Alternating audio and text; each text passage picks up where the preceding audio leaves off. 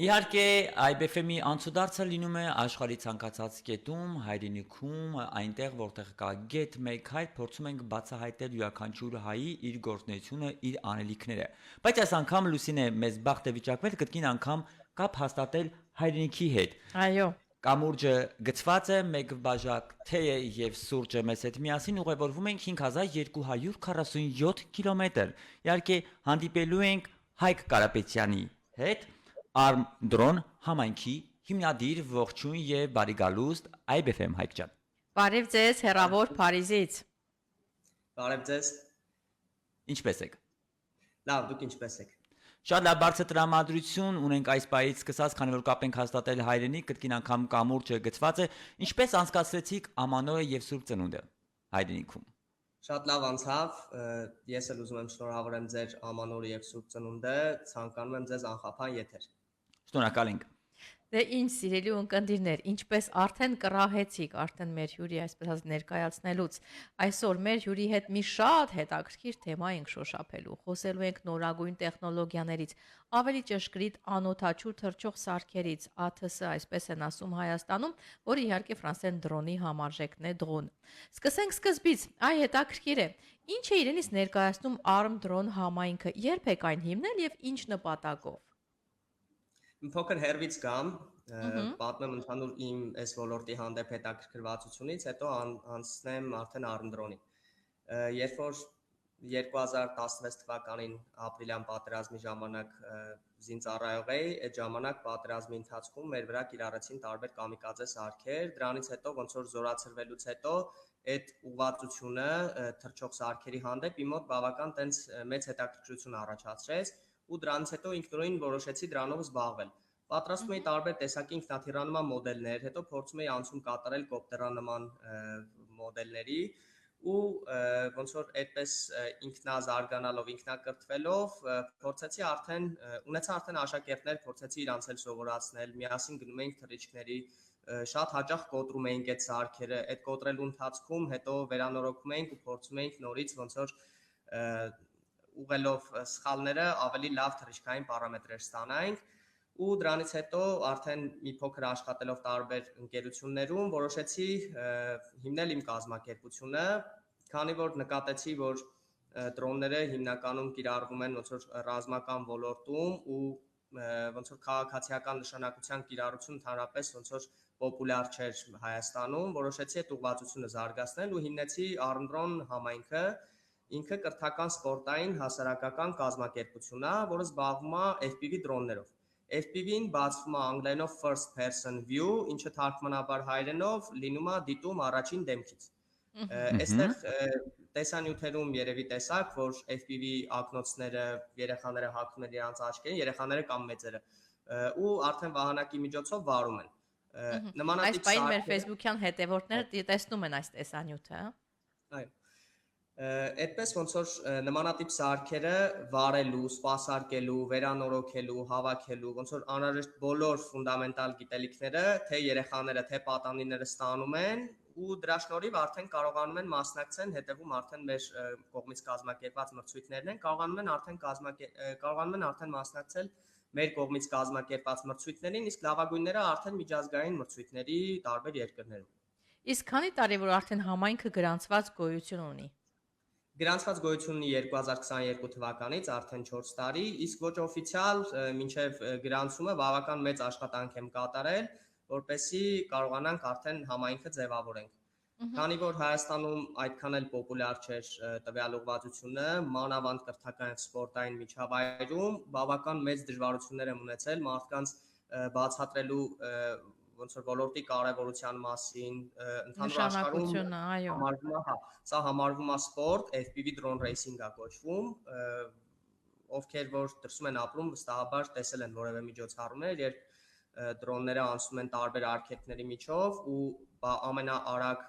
անցած մասնակիցները համարվում են հաղթողներ։ Առաջին մրցույթը Հայաստանում հպարտորեն կարող եմ նշել, որ կազմակերպել է մեր համայնքը, դրանից բացի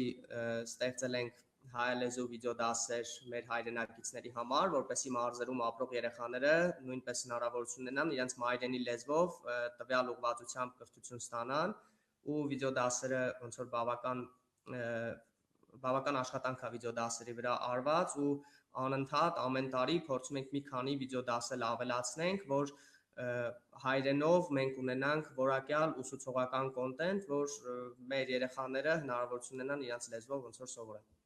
Պաստորեն երկու տարբեր ուղղվածություն ունեք։ Մի ուղղվածությունը դա մրցույթներ կազմակերպելն է եւ մասնակցելը, մյուսը դասընթացներ կազմակերպելը աշակերտների համար։ Այո, այսինքն որ դասընթացները անում ենք աշակերտների համար, պետքա որևէ իրանք մոտիվացիա ունենան ավելի լավը լինելու։ Իսկ Իհարկե, մրցույթներ կազմակերպելը արդյունք ստանալու։ դա հենց այդ արդյունքի հիմնավորումն է։ Այսինքն երեխաները գալիս են, սովորում են ու երեխաները թե մեծերը, որովհետև մեր մոտ ոնց որ ոչ միայն երեխաների համար է, էլի, ու երեխաները շփվելով մեծերի հետ, մեծերը երեխաների Այսինքն քանի տարեկան խմբեր գոյություն ունեն։ 10 տարեկանից մինչև 100։ Իրականում ամենամեծ մասնակիցը մեր մոտ եղել է 67 տարեկան մարդ ու վստահ եմ, որ դա դեռ վերջը չի ու ոնց որ բոլոր ցանկացողները, ովքեր ոլորտով հետաքրքրված են, անկախ իրանց տարիքից իրավունք ունեն եւ անպայման պետք է սովորեն։ Իսկ հետաքրքիր այս ոլորտով հիմա ներկայիս Հայաստանում ավելի շատ ովքեր են հետաքրքրված, երեխաները, թե չափահասները։ Իրականում երեխաները ավելի շատ են հետաքրքրված, քանի որ բացի նրանից, որ այստեղ ինժեներական գիտելիքներ են ստանում, նաև դրոն վարելը, մանավանդ FPV դրոն վարելը այդ ակնոցներով բավական հաճելի ու հետաքրքիր է ու ոնց որ թե այդ ընկերական միջավայրը, թե այդ վարելու այդ հաճույքը ստիպում է երեխաներին սովորել։ Ինձ հետաքրքիր է դուք օգտվում եք արհեստական բանականությունից։ Արհեստական բանականությունից միայն խորհրդատվության տեսքով, բայց դրոնների վրա արհեստական բանականություն այդ ուղղվածությունը ոնց որ չենք վերցրել, էլի մեր մոտ ավելի շատ սպորտային եւ ոնց որ ինժեներական ուղղվածությունն է, որտեղ որ երեխաները սովորում են հավաքել,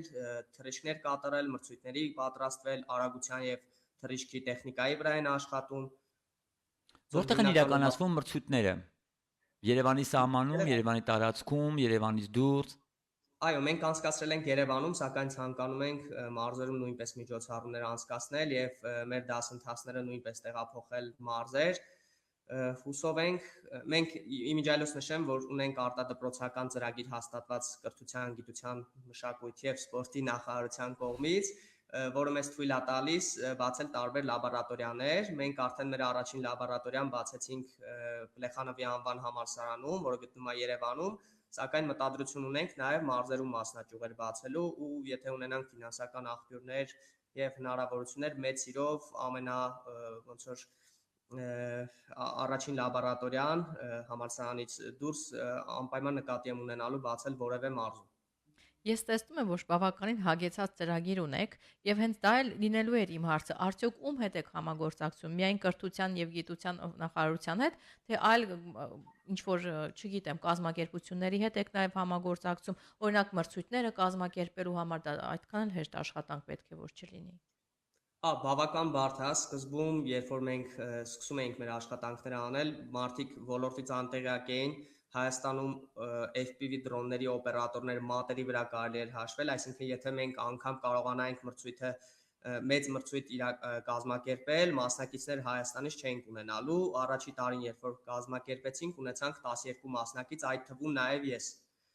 Նշեմ, որ մասնակիցների մեծ մասը ռուս ռելոկանտներ էին, ովքեր Հայաստանում էին ու տեղյակ էին ոլորտից, իսկ հաջորդ տարի ակտիվ դասընթացների ու աշխատանքի շնորհիվ ունեցանք արդեն 80 մասնակից,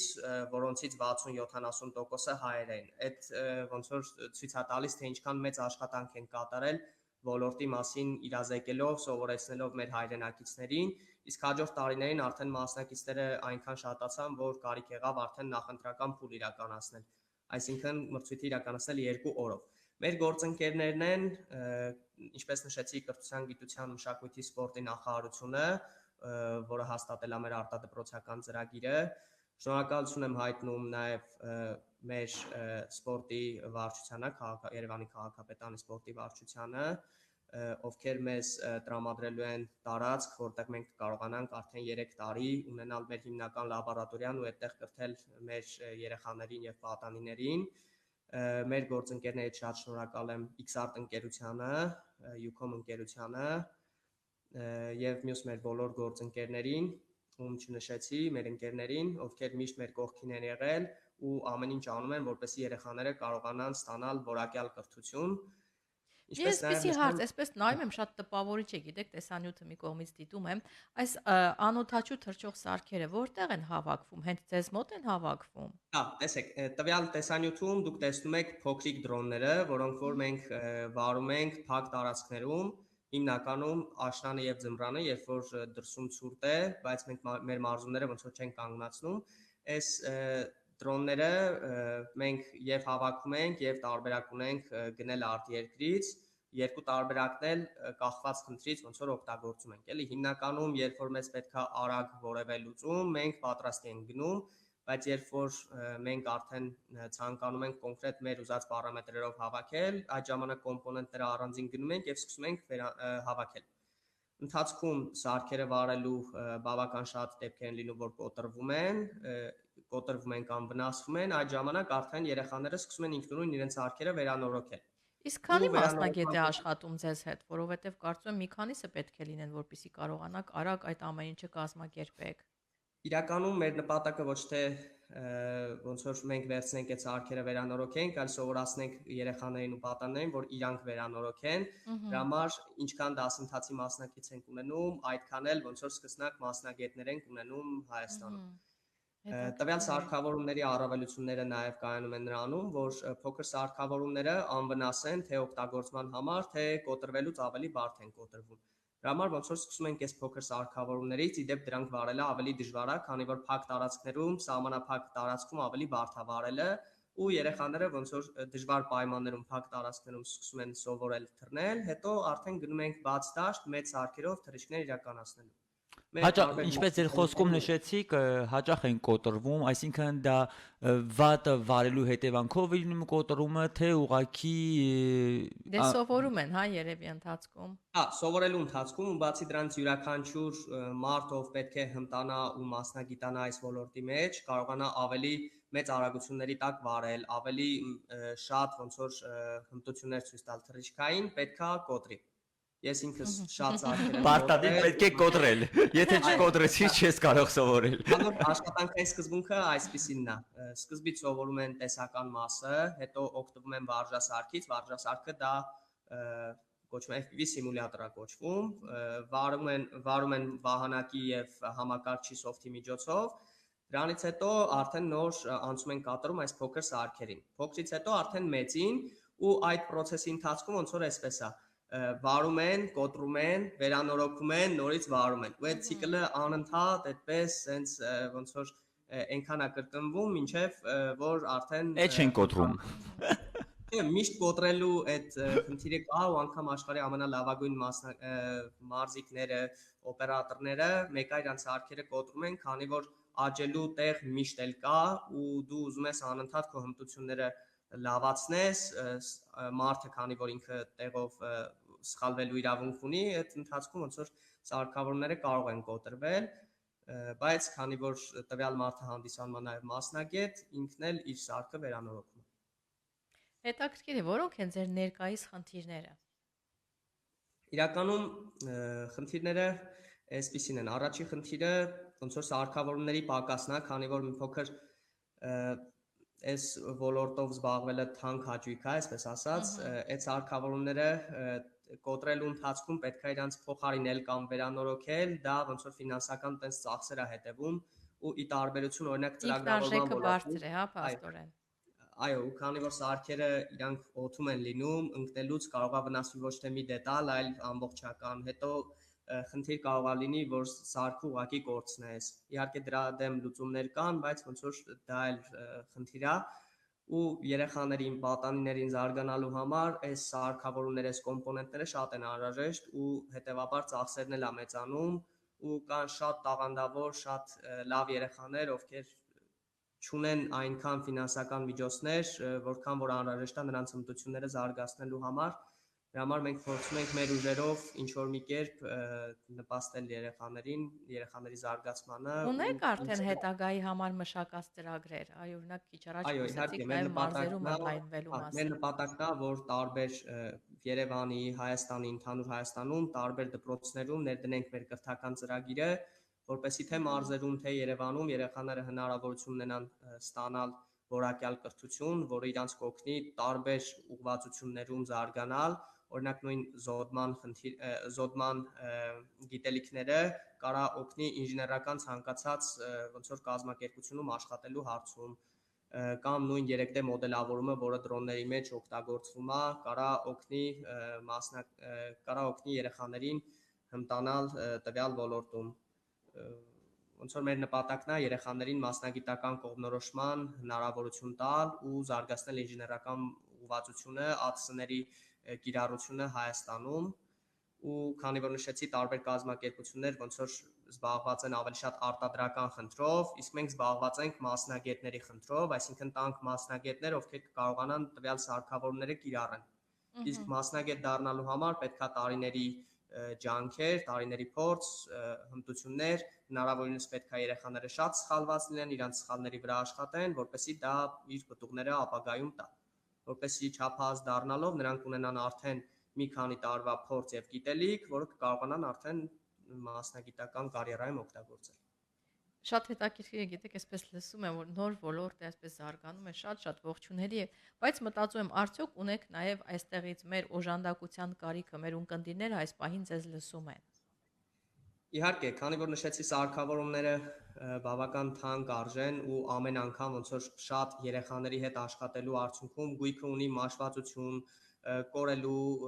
չանալու, վերանորոգման կարիք, այդ սարքավորումների կարիքը մեզ շատ է պետք լինում, թե մրցույթների անցկացման ընթացքում, թե երեխաների հետ ոնց որ աշխատանքի ընթացքում, ինչքան մենք ինտենսիվ ենք դասերը մեր անցկացնում, այնքան գույքի կարիքը ավելի է մեծանում, այդ մաշվածությունը ավելի է ոնց որ շատանում, մեր նպատակն է նա, որ հնարավորինս շատ գույք ունենանք, որ կարողանանք երեխաներին սովորեցնել, որ այդ մրցակցային միջավայրի ընթացքում երեխան չափսոսա սարքավորումը եւ այդ վախի ոնց որ միջավայրում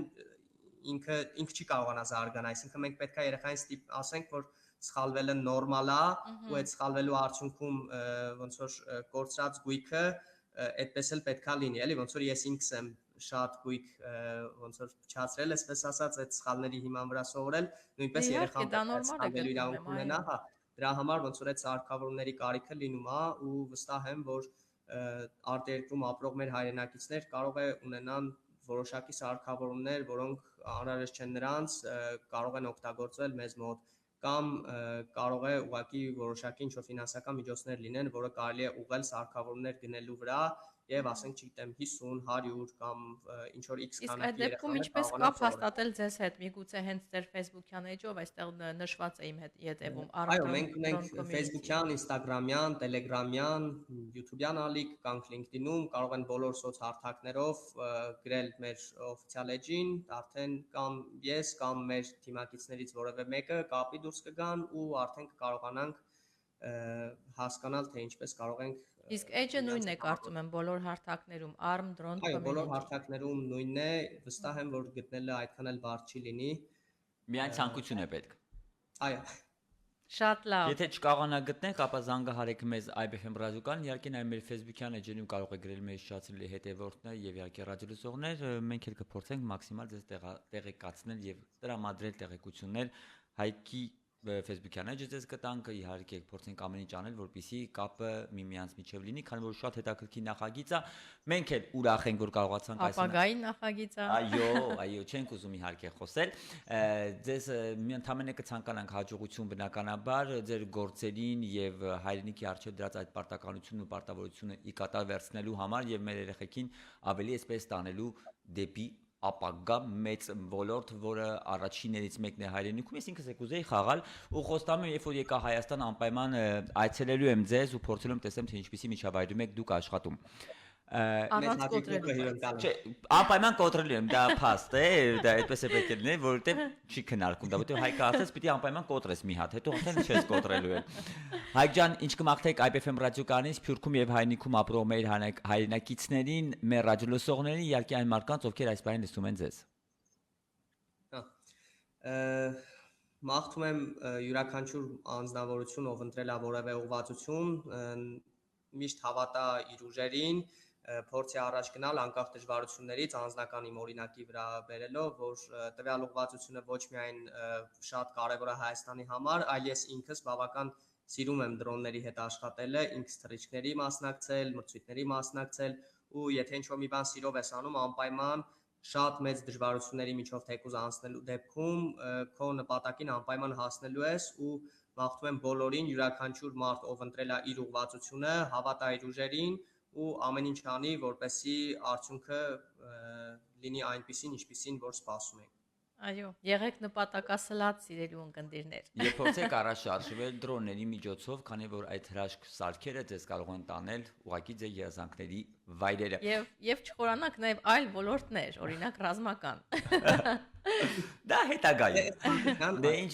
Շնորհակալություն Հայկ, ձեզ լավ որ կմաղթենք դրական էներգիա, ողջուներս հայրենիքում ապրող մեր հայրենակիցներին, նաև ձեր գործընկերներին եւ ձեր սաներին, խնդրում եմ անպայման դա փոխանցեք մեր կողմից, պինդ եղեք եւ փորձեք անել անհնարը, որը դառնա հնարավոր։ Բարի օր ձեզ, ցտեսություն։ Շնորհակալ ենք։ Դե Լուսինե, այսպիսի հետաքրքիր նյութից անմիջապես հետո պետք է ուղակի թեթևանալ։ Այո, եւ ինչպես ենք թեթևանում երաժշտության միջոցով, այս պահին top 3-ն է մեր եթերում։